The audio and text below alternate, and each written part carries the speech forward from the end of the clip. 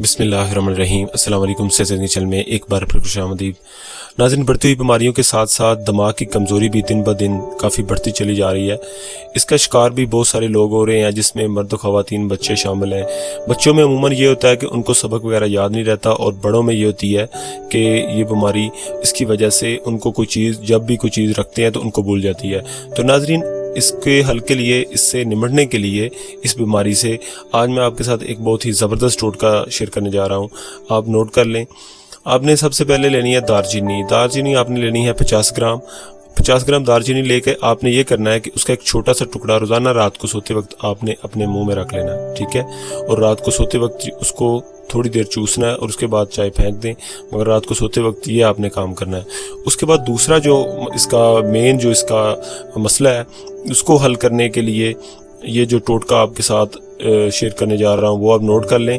आपको सिर्फ 4 चीज़ों की ज़रूरत है। सबसे पहले आपने लेने हैं चारों मग्ज़ आपने लेने हैं 50 ग्राम। उसके बाद आपने बादाम की गिरी लेनी है 50 ग्राम।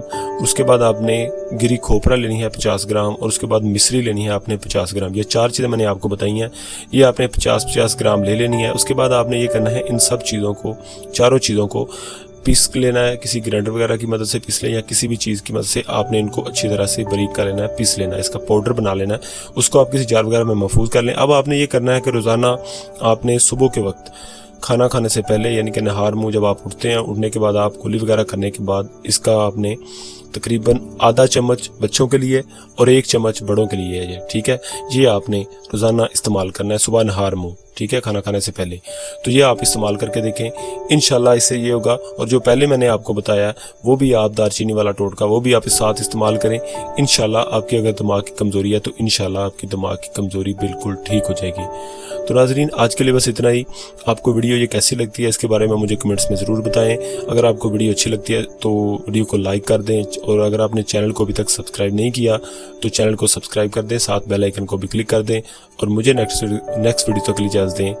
अल्लाह हाफिज़।